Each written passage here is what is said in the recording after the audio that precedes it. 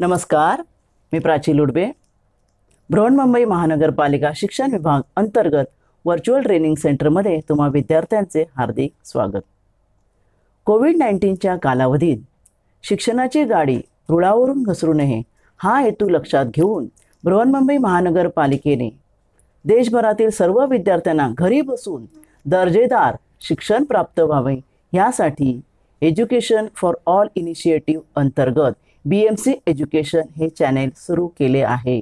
मुलांनो, तुम्हाला या चॅनेलचा नक्कीच लाभ होईल. आज आपण इयत्ता 8वी सामान्य विज्ञानमधील एक महत्त्वाचा पाठ पाहणार आहोत. चला तर पाठाला सुरुवात करूया. नमस्कार, मी प्राची लुडबे, तुमची व्हर्च्युअल टीचर. आज तुम्हाला शिकवणार आहे इयत्ता 8वी सायन्समध्ये एक महत्त्वाचा पाठ परिसंस्था, दॅट इज इकोसिस्टम. मुलांनो, आपल्या अवतीभोवती म्हणजे आपल्या अवतीभोवतीच्या परिसरामध्ये अनेक गोष्टी तुम्ही पाहत असता. पावसाच्या वेळेला पाणी साठतं, गावी तर छानपैकी असं छोटंसं पाण्याचं सरोवर असेल समजा, वरती सूर्याचा प्रकाश आहे, सूर्याचा प्रकाश त्या पाण्यामध्ये पडतो आहे, सर्व वनस्पतींना तिथल्या प्रकाश मिळतो आहे, काही फुलपाखरं इकडे तिकडे बागडत आहेत, कुत्रा त्या ठिकाणी त्या पाण्याच्या काठावरून चालत चालला आहे, खाली मुंग्यांची रांग दिसत असेल तुम्हाला, तिथल्या पाण्यामध्ये एक मासा आहे पहा, कमळाची फुलं आहेत छानपैकी त्या सरोवरामध्ये छोट्याशा. असं हे निसर्ग सौंदर्य आपल्या आजूबाजूला असतं. तिथे एक झाड आहे, झाडाच्या बाजूला एक असा कातळ पण आहे बघा, दगड आहे, फुलं आहेत, बरंच काय काय तुम्हाला दिसतं. मग चित्रात तुम्ही नीट निरीक्षण केलं तर तुम्हाला असं दिसेल की आपल्या वातावरणात किंवा आपल्या परिसरामध्ये दोन प्रकारचे घटक असतात. कोणते? सजीव आणि निर्जीव, लिव्हिंग आणि नॉन लिव्हिंग. आपला जो पर्यावरण जे आहे ते सजीव आणि निर्जीवांपासून बनलेले आहे. आणि हे जे सजीव आणि निर्जीव आहेत यांचा परस्परांशी सतत संबंध असतो. संबंध म्हणजे कसा?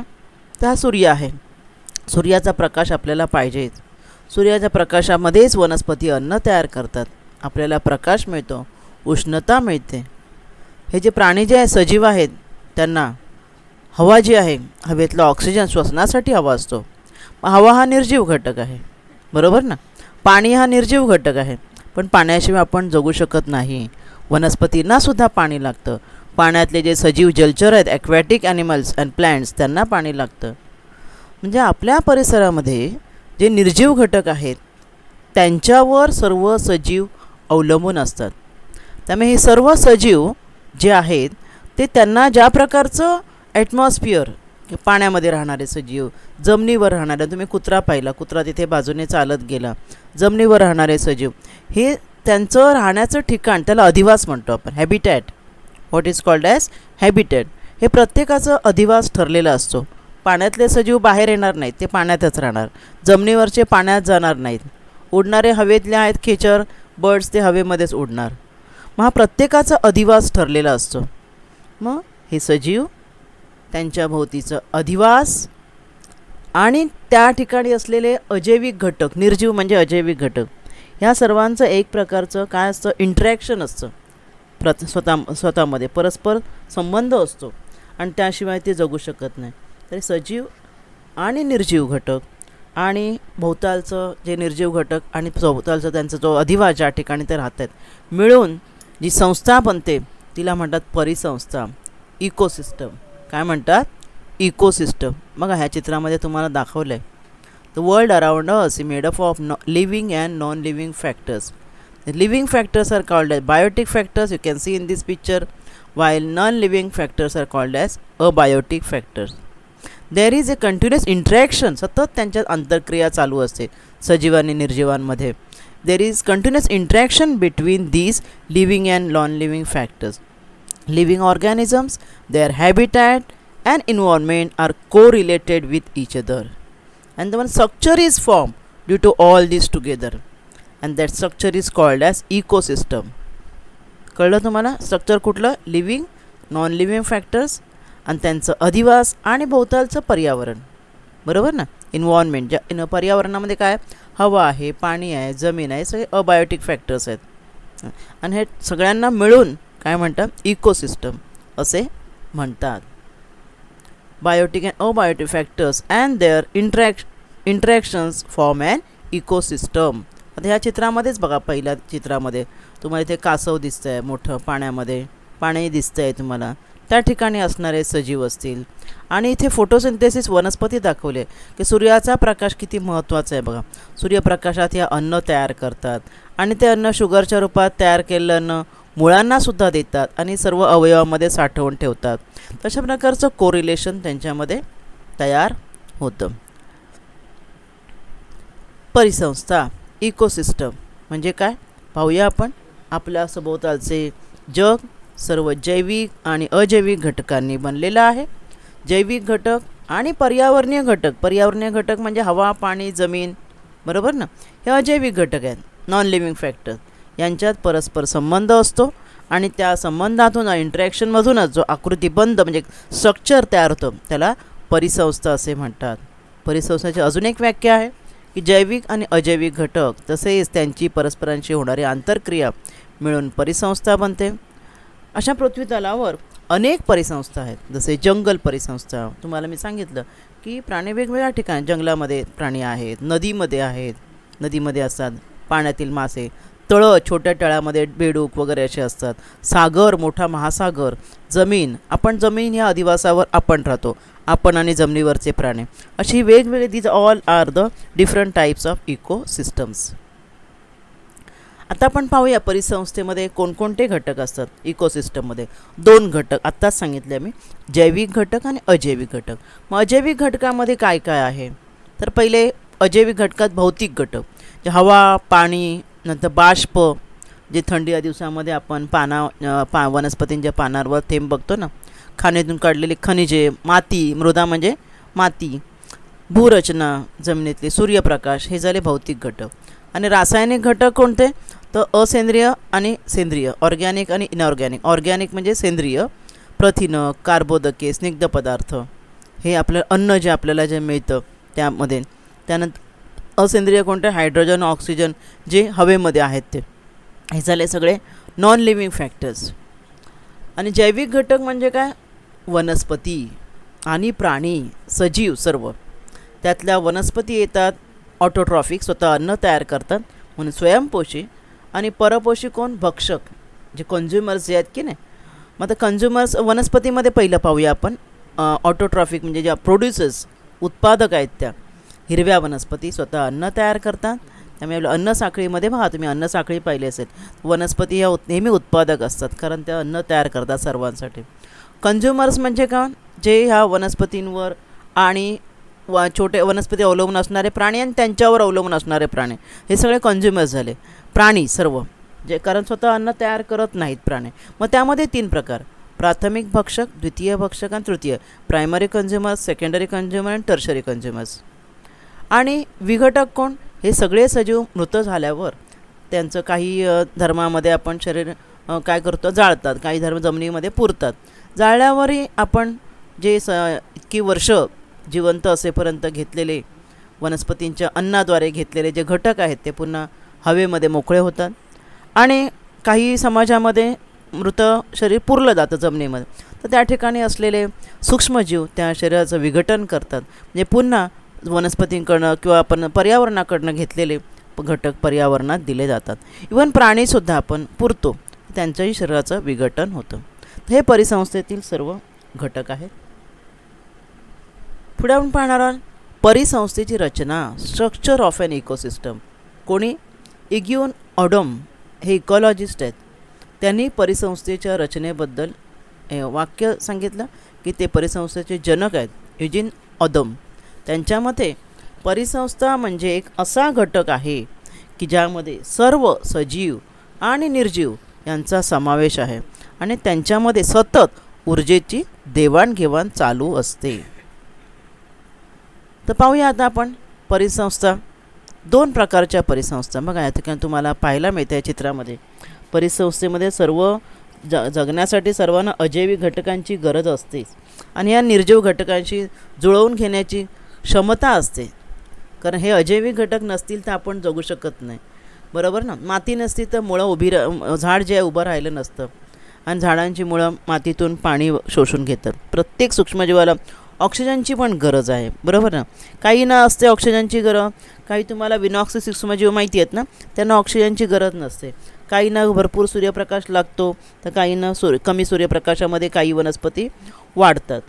तर अशा प्रकारे परिसंस्थेमध्ये सर्व जैविक आणि अजैविक घटक जे आहेत या अजैविक घटकांचा आपण वापर करत असतो. सर्व सजीव जैविक घटक हे अजैविक घटकांवरच अवलंबून आहेत. त्यामुळे एखाद्या परिसरात कोणते सजीव जगतात आणि त्यांची संख्या किती असावे हे अजैविक घटकांवर अवलंबून आहे, बरोबर ना. बघा स्ट्रक्चर ऑफ ॲन इकोसिस्टम ह्या चित्रातही तुम्हाला दिसते. बघा आत्ताच मी तुम्हाला काय सांगितलं की सर्व जैविक घटक म्हणजे सर्व प्राणी जे आहेत प्राणी मात्र ह्या अजैविक घटकांचा आपण वापर करतो. जसं पहिल्या चित्रात पहा, वनस्पती अन्न तयार करण्याकरता सूर्यप्रकाश घेतात, हवेतून कार्बन डायऑक्साईड घेतात आणि ऑक्सिजन सोडतात, बरोबर ना. जमिनीतून क्षार पाणी घेतात आणि ऑक्सिजन सोडतात. मग हा जो कार्बन डायऑक्साईड जो आहे तो कार्बन डायऑक्साईड वनस्पती घेतात. त्याच वेळेला सर्व इतर सजीव काय करत असतात, सर्व क्रियांद्वारे कार्बन डायऑक्साईड सोडत असतात, बरोबर ना. उच्छवासावाटे मृत झाल्यानंतर ज्वलनानंतर कार्बन डायऑक्साईड वातावरणात सोडत असतात आणि तो कार्बन डायऑक्साईड वनस्पती काय करतात, प्रकाश संश्लेषणासाठी घेतात, म्हणजे अन्न तयार करण्यासाठी घेतात. म्हणजे फ्लो ऑफ कार्बन डायऑक्साईड अशा प्रकारे सर्क्युलेट होतं, कळलं ना. म्हणजे अशा प्रकारे हे अजैविक घटक वापरले जातात, काही ठिकाणी उत्सर्जित होत असतात अजैविक घटक. आणि म्हणजे अशा परिसंस्थेतील जैविक घटकामुळे या अजैविक घटकांचं प्रमाण सतत कमी जास्त होत असतं. आता तुम्ही म्हणाल मग कार्बन डायऑक्साईड वापरतात तरी कार्बन डायऑक्साईड वाढतो कसा, कारण लोकसंख्या वाढलेली आहे, बरोबर ना. लोकसंख्या वाढलेली आहे, गिरण्या कारखान्यांची वाढ झालेली आहे, त्यामुळे अति प्रमाणामध्ये कार्बन डायऑक्साईड वातावरणात सोडला जातो आहे उत्सर्जनावाटे. मग तेवढा वनस्पती घेऊ शकत नाहीत आणि म्हणून काय झालेलं आहे, हरितगृह परिणाम ग्रीन हाऊस इफेक्टचा परिणाम झालेला आहे. आणि त्यामुळे ह्याचा परिणाम प्रत्येक परिसंस्थेतील प्रत्येक सजीव घटकाच्या भोवतालच्या अजैविक घटकांवर परिणाम होत असतो. आपण जो कमी जास्त प्रमाणामध्ये वापर करतो आहे अजैविक घटकांचा आणि त्याचा परिणाम परिसंस्थेतील प्रत्येक घटकावर होतो. Proportion of biotic factor abiotic factor in an ecosystem is always changing as biotic factors use or excrete this abiotic factor. Every biotic factor affects abiotic factor as well as other biotic factors around it.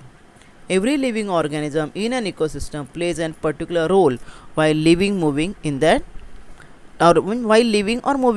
ecosystem. हे बघा या ठिकाणी दाखवलं आहे. पण सजैविक जे घटक आहेत परिसंस्थेतील त्यांच्यामध्ये आंतरक्रिया म्हणजे कसे ते वापर करतात. तुम्हाला साखळी माहिती आहे ना, फूड चेन. तर पाहूया आपण एक फूड चेन कशा प्रकारे. अजैविक घटक पहा, पोषक द्रव्ये, सूर्याची ऊर्जा, कार्बन डायऑक्साईड, नत्र, जल, खनिज यांचा वापर कोण करतात, वनस्पती करतात, बरोबर ना. अन्न तयार करण्यासाठी प्रकाश संश्लेषणाद्वारे इथून सुरुवात करूया आपण या बॉक्सपासून. अन्न निर्मिती करतात, ठीक आहे. आणि जैविक घटक म्हणजे पहिल्या वनस्पती ज्या आहेत त्या यांचा वापर करून अन्न तयार करतात. पहा या ठिकाणी मी वनस्पती दाखवलेली आहे, बरोबर. तेव्हा काही उष्णता काही प्रमाणामध्ये बाहेर दिली जाते आणि हे आता वनस्पतीने जे तयार केलेलं अन्न आहे स्वतःसाठी ठेवतात आणि त्या वनस्पती गवत वगैरे यावर अवलंबून आहेत. हे कोण आहेत, भक्षक. हे पण जैविक घटक आहेत. आता हरिण वगैरे जे आहेत, गाय वगैरे हे झाले प्राथमिक भक्षक. ते त्यांच्यावर कोणावर फक्त वनस्पतीवर ससा वगैरे जे आहेत ना वनस्पतीवर अवलंबून त्यांना प्राथमिक भक्षक. पण त्यांच्यावर अवलंबून असणारे जे आहेत मोठे जे प्राणी आहेत वाघ सिंह वगैरे या छोट्या प्राण्यांवर त्यांना द्वितीय भक्षक सेकंडरी कंझ्युमर टर्शरी कंझ्युमर असे म्हणतात. हे सगळे झाले का भक्षक झाले जैविक घटक यांच्यावर अवलंबून असणारे. आता हे सर्व सजीव मरतात, बरोबर ना. मेल्यानंतर काय होतं, त्यांच्या मृत शरीरावर हे बघा मृत शरीरांचं विघटन होतं. कोण करतं विघटन, हे विघटक. These are decomposers. मशरूम किंवा हे जीवाणू बॅक्टेरिया दाखवले बघा, हे काय करतात, ह्या मृत शरीरांचं विघटन करतात, डिकम्पोज करतात ह्यांना. आणि सर्व त्यांनी ह्या वातावरणाकडनं घेतलेली वनस्पती वगैरे घेतलेली घटक सर्व पुन्हा मुक्त केले जातात. अशा प्रकारे ह्या मुक्त द्रव्यांचं हे जे आहेत न सौर ऊर्जावर ह्यांचं पुनर्चक्रीकरण रिसायकलिंग सतत चालू असतं. म्हणजे परिसंस्थेतील घटकामध्ये अशा प्रकारे ही आंतरक्रिया सतत चालू असते आणि ही आंतरक्रिया प्रत्येक परिसंस्थेमध्ये होत असते. आता बघा यामध्ये दाखवलं पोझिशन. प्रत्येक परिसंस्थेमध्ये जे सजीव आहेत ते कार्य करताना एक विशिष्ट भूमिका, प्रत्येक सजीव एक विशिष्ट भूमिका बजावत असतात आणि ह्या परिसंस्थेतील इतर सजीवांच्या संदर्भातील त्यांचं स्थान आणि तो बजावत असलेली भूमिका याला निश काय म्हणतात, निश असे म्हणतात. Position of a living organism context to other living organism and the role it is playing is called as niche. त्याला एक एक्झाम्पल दिलं. सनफ्लॉवर काय करतं, गार्डनमध्ये असतं ना, ते ऑक्सिजन अन्न तयार करणार, ऑक्सिजन बाहेर टाकणार, बरोबर की नाही, ऑक्सिजन उत्सर्जित करत असतं हवेत. आणि त्याच वेळेला काय करतं sunflower, it provides food and shelter for insects like ant, honey bees etcetera. म्हणजे मधमाशा, मुंग्या वगैरे हे त्याच्यातून मध घेत असतात की नाही, म्हणजे त्यांना राहायला जागा पण मिळते आणि काय त्यांना अन्नसुद्धा ह्या सनफ्लॉवरपासून मिळतं. हे प्रत्येकाची एक पोझिशन असते प्रत्येक सजीवाची त्या इकोसिस्टममध्ये आणि त्या पोझिशनला काय म्हणतात, भूमिकेला काय म्हणतात, रोलला निश. इट इज कॉल्ड ॲज निश. तर अशा अनेक परिसंस्था आहेत. हे बघा आपला भारत देश हा उष्णकटिबंधीय, तुम्हाला माहिती आहे ना, पूर्ण तुम्ही पृथ्वीचा जगाचा नकाशा पाहिलात त्यात विषुववृत्ताजवळ उष्णकटिबंधीय प्रदेश आहे, त्यामध्ये आपला भारत देश आहे, बरोबर ना. म्हणजे सूर्याची किरणं जी आहे, भरपूर सूर्यप्रकाश, उष्णता, अशा प्रदेशामध्ये आता उष्णता असल्यामुळे सगळ्या प्रकारचे सजीव तुम्हाला इथे आढळणार नाहीत. मोजकेच सजीव आणि ते म्हणजे मोठ्या संख्येने आढळून येतात. या चित्रामध्ये तुम्हाला दिसेल बघा, वेगवेगळे इथे कलरप्रमाणे वेगवेगळे भाग दाखवले. कोणता आहे बघा, इथे ट्रान्स हिमालया हा जो दाखवला आहे, थोडा पार दाखवला आहे, हा पूर्ण हिमालयन प्रदेश आहे कलरप्रमाणे. पहा नंतर सेमी ॲरिड म्हणजे इथे काही, नंतर हाय प्लेन्स वेगवेगळ्या प्रकार, डेझर्ट वाळवंट, राजस्थानचा जो भाग आहे तो वाळवंटाचा आहे, हा नॉर्थ ईस्ट भाग झाला. डेक्कन पेनिन्शुला हा जो भाग झाला. कोस्टल म्हणजे समुद्राकडचा, बरोबर ना, इकडचं केरळ, चेन्नई वगैरे आपण म्हणतो.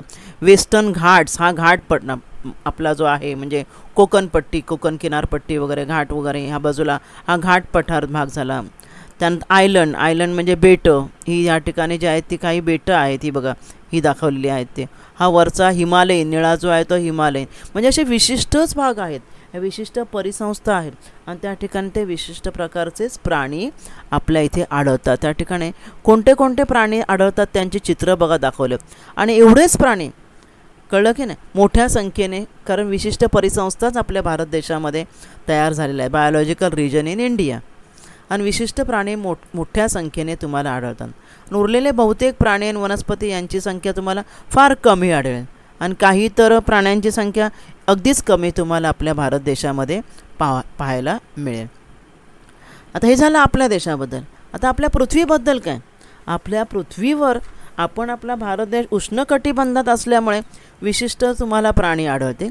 परंतु संपूर्ण पृथ्वीचा जर तुम्ही विचार केलात तर संपूर्ण पृथ्वीवरील काही भागात बऱ्याच मोठ्या मोठ्या क्षेत्रामध्ये हवामान आणि अजैविक घटक सर्वसाधारणपणे सारखे असतात. म्हणजे तुम्ही आपले हे जो युरोप कंट्रीज वगैरे बघितलं त्या ठिकाणी हवामान जवळजवळ सारखे असतं, अजैविक घटक, आणि त्या ठिकाणी असलेल्या सजीवांमध्ये सारखेपणा आढळतो. त्यामुळे एका विशिष्ट स्वरूपाची मोठी जी परिसंस्था तयार होते त्याला म्हणतात बायोम्स.